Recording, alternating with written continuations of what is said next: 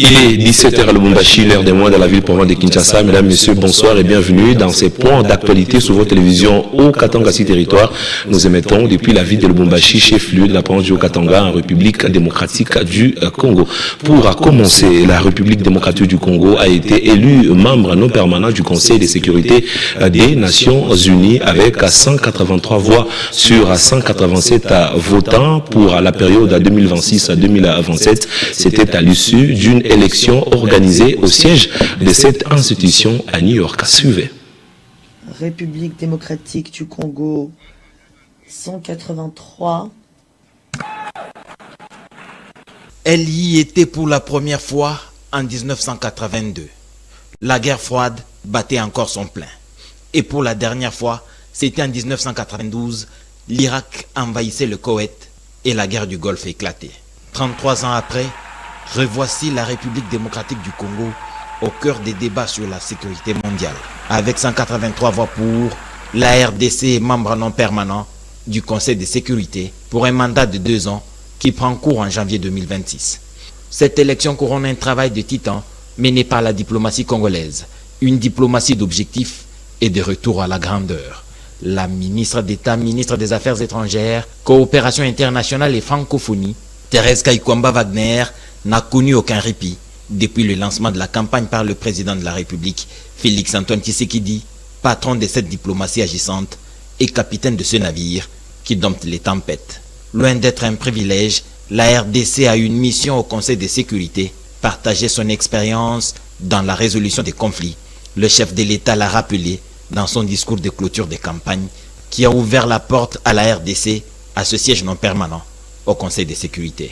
Au nombre de ces succès diplomatiques retentissants, il y a aussi l'élection de la République démocratique du Congo, hier lundi 2 juin, à la vice-présidence de la 80e session de l'Assemblée générale des Nations unies. Dans un autre registre, retenez que l'Union européenne exprime de vive voix la préoccupation face à la dégradation de la situation humanitaire dans les provinces du Nord et Sud à Kivu, où plusieurs localités sont encore sous contrôle de l'AFC M23. Son ambassadeur en RDC l'a déclaré hier mardi 3 juin 2025, où il a été accueilli par les gouverneurs militaires de la dite province.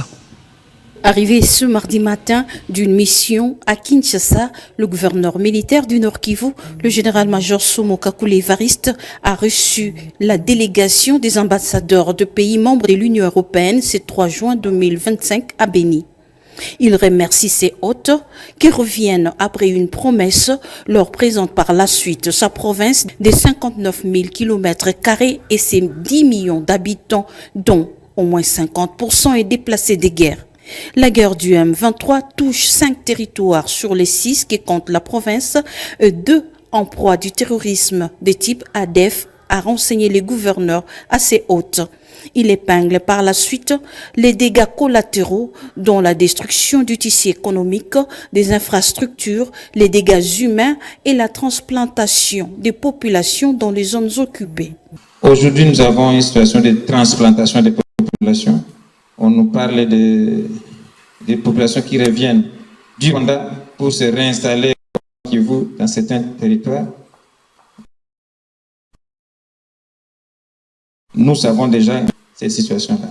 Ce hôte ont adhéré aux 3 piliers des actions du gouvernement provincial du Nord Kivu.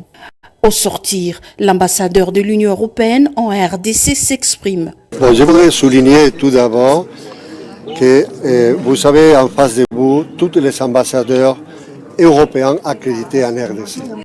On a voulu venir ensemble pour montrer notre solidarité aux autorités et à la population du Nord Kivu par rapport à la situation actuelle des conflits, d'agressions.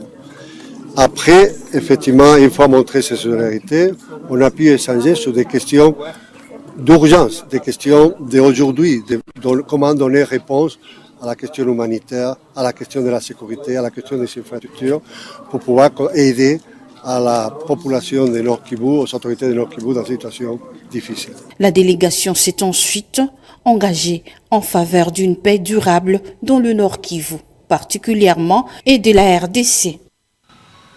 Et puis le vice-premier ministre, ministre du développement plan et l'aide au développement Guilain Nimbo a rencontré hier mardi les députés nationaux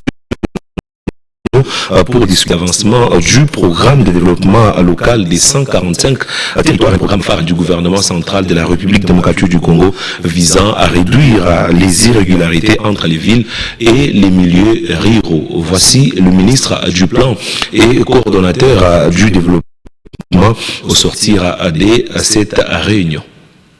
Évidemment, c'est toujours avec empressement que nous venons auprès des honorables députés pour raison des rédévabilités. Parce qu'encore une fois, c'est eux qui veulent que nous puissions être là pour servir la République. Et donc, pour le PDL, nous disons, encore une fois, que c'est un programme, moi personnellement, que je compte beaucoup sur ce programme, à la hauteur, on va dire, de toutes les attentes qui sont mises là-dessus. Le président de la République attend beaucoup de ce programme, la population n'en parlons pas, donc c'est quand même quelque chose que nous prenons très au sérieux. Et d'ailleurs c'est pour ça que j'insiste beaucoup sur la polémique, pour qu'on quitte les zones des polémiques. Et le plus important ici, c'est que nous tous ensemble, députés, ministres, structures dédiées pour le PDL, que nous puissions ensemble travailler pour que nous puissions réaliser ce programme comme nous le savons que ce programme a souffert ou souffre des problèmes de financement, mais connaissons le pourquoi la République est attaquée à l'aide depuis 2022. Donc c'est quand même un programme qui essaye de tenir le coup pour nous permettre de réaliser les promesses du président de la République. Pour le premier volet qui concerne les infrastructures, les écoles, les bâtiments administratifs et puis les centres de santé, comme je l'ai dit, les difficultés d'accessibilité que nous rencontrons aujourd'hui, dû au fait que les routes posent problème. D'où viennent les difficultés? On devait commencer par les routes, mais il s'est fait que les fonds n'étaient pas disponibles pour les routes. Donc ce qui fait qu'aujourd'hui, c'est que nous constatons, c'est tout à fait normal quand on regarde les débuts du projet. Le PDL n'est fait que commencer, encore une fois, je vais insister. Le PDL, l'impact réel qui va toucher nos concitoyens aux endroits les plus reculés, les restes est en train d'arriver. C'est les problèmes des routes que nous voulons entamer maintenant, les routes agricoles, mais surtout les renforcements des économies locales. On parle justice à présent dans ces journaux. Affaire à 19 millions de dollars américains. Le ministre d'État, ministre de la Justice et garde des Sceaux, Constant Mutamba, a été auditionné hier mardi 3 juin 2025 au parquet général de Kinshasa. On en sait plus dans ses commentaires qui portent la signature d'Émile Mouyaya. L'instruction préjuridictionnelle à charge du ministre de la Justice, Constant Mutamba, a débuté le mardi 3 juin au parquet général près la Cour de cassation. Le ministre s'est présenté au parquet accompagné d'une vingtaine d'avocats venus l'assister. Les nombreux sympathisants et le personnel de son cabinet qui accompagnait Constant Mutamba avec des sifflets ont été empêchés par la police d'accéder au parquet. Après une résistance et un tumulte, il a été auditionné par l'avocat général Sylvain Kalula, assisté du magistrat Christophe Moussem. Le ministre est accusé de détournement présumé des 19 millions de dollars américains destinés à la construction d'une nouvelle prison à Kisangani.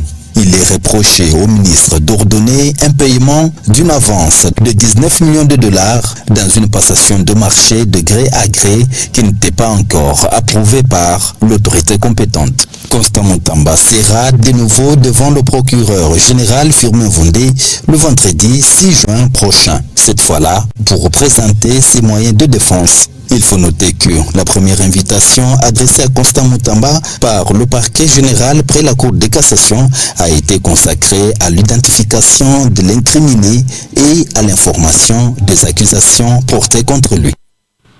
Nous allons quitter la capitale à Kinshasa, direction la province du Tanganyika, où après la distribution des vivres et non-vivres aux déplacés victimes des inondations à Kalemi dans la province du Tanganyika, des vives voix commencent déjà à se faire entendre du côté des sinistrés. Ces derniers dénoncent le manœuvre orchestré par certains chefs de quartier et chefs d'avenue. Hussein Moula, notre permanent depuis cette partie de la province du Tanganyika, nous en parle. Quelques jours seulement après la distribution de vivres destinés aux victimes de récentes inondations à Kalemi dans la province du Tanganyika, un sentiment d'injustice commence à se faire sentir parmi les sinistrés. Plusieurs bénéficiaires dénoncent de manœuvres orchestrées par certains chefs d'avenue et du quartier accusés de l'impartialité dans la répartition de l'aide humanitaire. Wakati mai ilingia, batu balipanda yule ya manyumba, wakati msaada ilikuya, si ba victime atukupata bale benye guverneli alidelege njo banatukula vitu vyote. Sasa kiajabu ule msaada alileta atukupata baba. Tuliona njanja, tuliona mabwalo ya kombo, tukaona biti ya batoto, tukaona vitu vya mingi asibe tulipotelewa. Ona manyumba vile yanabomoka. Hivi tuko nje ya maibobo hivi. Tunapika nje, tunashinda nje na tunalala tu pale tukabashi. Au kufikia balengwa kawaida. Hii block yetu ina regrete sana, kuko watu wanalia sana. Na inaleta uzuri. Andika liste ya aveni yetu. Haikutoka hata jina hata moya. Hatukupokea na mie hivi mweni niliandika jina, sikupita kule, sikupokea. Yote majina bana bouleverse 400 no ya kwabo banatia. Hapa kwetu tulikuwa 90 locataire na 47 bayer. Hatukupokea hata mtu mmoja. Na msaada ulifika. Lakini bashefu wetu wenye alikabizi ule msaada wamekuwa nyumba yao yanashiba. Watu baenda kubeneficie mabitu benye abakuwa ba victime bakuandikiwa. Vraiment c'est quelque chose vraiment qui a tout fait regretter. Cette situation n'a pas laissé indifférente la nouvelle dynamique de la société civile N d'ici à Kalemi. Elle s'est dit préoccupée par la gestion opaque de l'assistance. Nous sommes tellement indignés. Selon les enquêtes que nous avons menées, les vrais bénéficiaires, ce ne sont pas ceux qui ont bénéficié neutre. Nous sommes étonnés, tous les efforts consentis au niveau provincial, tout comme au niveau national, tous ces efforts sont tombés en vain. Les biens, les vivres même, jusqu'à présent, n'ont pas quand même touché les vrais bénéficiaires. Plus de 47 ménages gravement touchés par les inondations dans la commune de Lukuga n'ont bénéficié d'aucune aide. Ces familles continuent de passer leur nuit à la belle étoile, les yeux tournés vers le ciel, dernier refuge de leur espoir, en attendant que les autorités agissent encore avec justice et équité. Dernier titre de ce journal, les conseils supérieurs de l'audiovisuel et de la communication, c'est ça qu'en abrégé, a imposé depuis hier, mardi 3 juin 2025, l'interdiction formelle aux médias de diffuser toute activité liée au PPRD et à son ancien président, Joseph Kabila Kabange. Écoutez, ici, le président de cette institution, Christian Bossembe, pour la lumière quant à ces sujets. Bureau ya sesa kezui mokano ya koyebisa na bandeko nyonso na bapanzi sango na bato nyonso ba réseaux sociaux que kobanda mokolo ya lelo epekisami na bapanzi sango topé na bakolo média balekisa topé ba commenter ba diffuser ba betali solo to ba sola topé ba yamba bakambi ya PPRD wana na iloko na liboso. Deuxième eloko ezali ba pekisi ko solola topé ko relayer ba propos ba interview ba masolo activité nyonso ya moto kambaka mboka na biso na tango kala monsieur Kabila ba instruction eza na niveau wana. Donc eza décision moko toyebi ke eza monene eza grave yango na pona kina yepa na bino pour que tombe un peu kosolola na yango kotala po eza nesika mokote oyo to violer ba droit ya bato eza censure te mais eza nde kopekisa que to komisa TV le quoi tribune ya ko permettre subversion et salima. Donc voilà moboko penza likambo to yango wana. Ainsi prend ces points d'actualité sur votre télévision. Les prochains, c'est dans pratiquement 2h15. À tout à l'heure, mesdames. À tout à l'heure, messieurs.